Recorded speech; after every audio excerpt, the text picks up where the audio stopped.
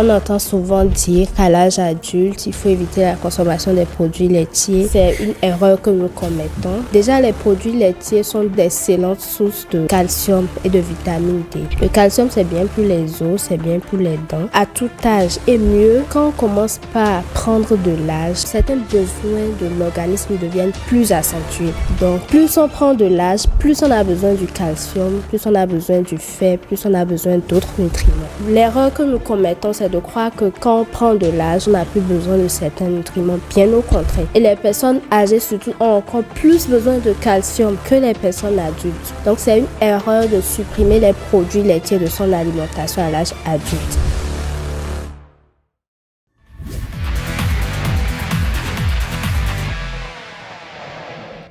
Et pour nous éclairer sur la question de la consommation des produits laitiers à l'âge adulte, nous recevons comme d'habitude Rebecca Sabouran, nutritionniste, diététiste, experte en alimentation et santé. Elle accompagne au quotidien ceux qui veulent adopter une alimentation équilibrée, adaptée à leurs besoins. Entre idées reçues et vérités scientifiques, elle nous aidera à comprendre si les produits laitiers sont réellement indispensables ou s'ils présentent des risques pour notre santé, pour notre organisme à l'âge adulte. Bonjour de nouveau, bienvenue. Bonjour à nouveau, chers téléspectateurs. Alors, nous parlons des produits laitiers aujourd'hui. On entend souvent dire qu'à l'âge adulte, il faut éviter la consommation des produits laitiers. Et plusieurs personnes, de façon spontanée, quand on interroge plusieurs Béninois adultes aujourd'hui... Et même des experts, oui. Oui. On leur demande la dernière fois que vous avez consommé un produit laitier, cela date souvent de 1 an, 2 ans, 3 ans. Ils disent souvent, moi j'ai déjà éliminé ces genres d'aliments de mes repas, de mon quotidien. Mais je pense que c'est une erreur que nous commettons. Déjà, les produits laitiers sont d'excellentes sources de calcium et de vitamine D. Mais on entend souvent dire aussi que les produits laitiers sont bons pour les os, mais que c'est juste pour les enfants. Pas seulement pour les enfants, j'ai parlé tout à l'heure du calcium. Le calcium, c'est bien pour les os, c'est bien pour les dents. À tout âge? À tout âge. Et mieux, quand on commence par prendre de l'âge, certains besoins de l'organisme deviennent plus accentués. Donc, plus on prend de l'âge, plus on a besoin du calcium, plus on a besoin du fer, plus on a besoin d'autres nutriments. L'erreur que nous commettons, c'est de croire que quand on prend de l'âge, on n'a plus besoin de certains nutriments, bien au contraire. Et les personnes âgées surtout ont encore plus besoin de calcium que les personnes adultes. Donc, c'est une erreur de supprimer les produits laitiers de son alimentation à l'âge adulte. Et mieux, quand je parle de produits laitiers, il y a différentes transformations qu'on peut faire avec le lait. Et quand on parle de produits laitiers, on pense déjà au fromage, on pense déjà au yaourt. Le yaourt, un très bon aliment, je vais dire, riche en calcium, mais qui contient une bactérie qui fait du bien à la flore intestinale. Je reviens sur les produits laitiers pour ouvrir une parenthèse pour dire que quand vous supprimez les produits laitiers de votre alimentation de façon spontanée après avoir entendu de fausses informations, c'est une erreur parce que l'organisme a besoin du calcium pour bien fonctionner.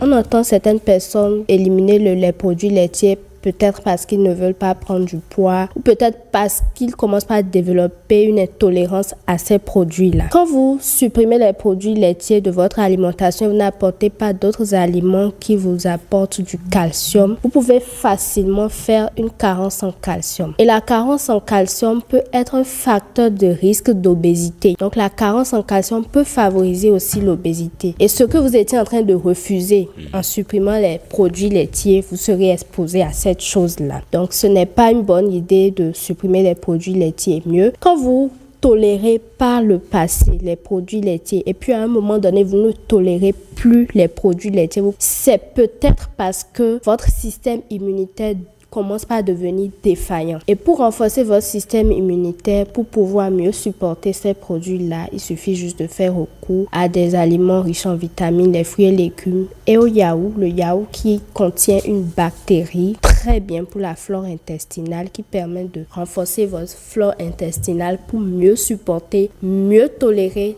tout ce qui vous vient de l'extérieur. Voilà. Mais alors, vous avez parlé bien sûr de plusieurs nutriments utiles donc pour l'organisme qu'on peut retrouver dans les produits laitiers. Mais après, y a-t-il d'autres produits dans lesquels on peut retrouver ces mêmes nutriments? Le calcium, par exemple, on peut retrouver le calcium dans d'autres aliments. Mais la bactérie qui se retrouve dans le yaourt, par exemple, ce serait difficile d'en trouver dans d'autres aliments. Voilà. Donc, c'est bien de consommer, de bien. Maintenant, il y en a qui font de l'intolérance au lactose. Ok. Leur organisme produit moins C'est la d'ailleurs un problème protéine. fréquent. Voilà, la protéine qui digère le lactose. Et chez ces personnes-là, ils peuvent réduire la fréquence de consommation. Mais comment reconnaître l'intolérance au lactose? Comment reconnaître cela? Oui, l'intolérance au lactose se manifeste par plusieurs signes. Après avoir pris ces genres de produits, ils ont des flatulences, ils ont de l'inconfort digestif, ils sentent qu'ils ne digèrent pas bien, ils ont des problèmes digestifs. Quels peuvent être les risques si on continue à consommer des produits laitiers malgré cette intolérance, malgré ces signes-là? L'organisme peut être exposé à plusieurs risques. Comme? Sur le long terme, ils peuvent développer des constipations, comme j'ai dit, inconfort digestif, douleur abdominale. Voilà, ça peut entraîner d'autres maladies. Et quelle est la différence entre l'intolérance au lactose et juste une simple allergie aux protéines du lait? Ok, l'intolérance au lactose, la personne ne tolère pas la lactose. Là, c'est que son organisme de façon particulière ne produit pas des protéines qui vont digérer le lactose. C'est ça. Voilà. Mais il y en a qui arrivaient à tolérer le lactose par le passé, mais à un moment donné, ils ne tolèrent plus, je ne vais pas dire le lactose, ils ne tolèrent plus les produits laitiers. Ils ne supportent pas un composant de ces produits-là. Donc, ça, c'est la différence. Et ceux qui supportaient, voilà, la différence est claire. Intolérance au lactose, c'est déjà depuis le bas âge, on remarque les signes. Toutes les fois qu'ils consomment ces produits laitiers, ils sont des malaises. Mais intolérance aux produits laitiers, ils supportaient les produits laitiers par le passé, mais à un moment donné, ils ne supportent plus ces produits-là. Et dans ce cas, il faut renforcer la flore intestinale pour mieux supporter ces genres de produits. Quand on parle de produits laitiers, on a abondamment cité le yaourt tout à l'heure, mais à quel autre produit on peut faire allusion? Le lait entier en liquide, et on peut aussi penser à notre fromage Peul de Et chez quand on nous. parle de lait, il y a plusieurs types de lait. Il y a des laits de source... Y a-t-il de lait de source végétale? Non. Oui, il y a le lait de source végétale, mais le lait dont on parle actuellement, c'est le lait de source animale. Ok, d'accord. Le lait de source végétale, on peut parler du lait de soja, du lait de Qu'est-ce qu'il faut privilégier? coco. Tous les laits Sous le contrôle de la biologiste. Qu'est-ce qu'il faut privilégier? Le lait d'origine animale est recommandé, le lait d'origine végétale est également recommandé. L'essentiel, c'est de prendre un lait de bonne qualité, c'est tout. Il y a un lait qui est bien répandu, dont la consommation est bien répandue. Le lait concentré sucré, j'ignore son nom.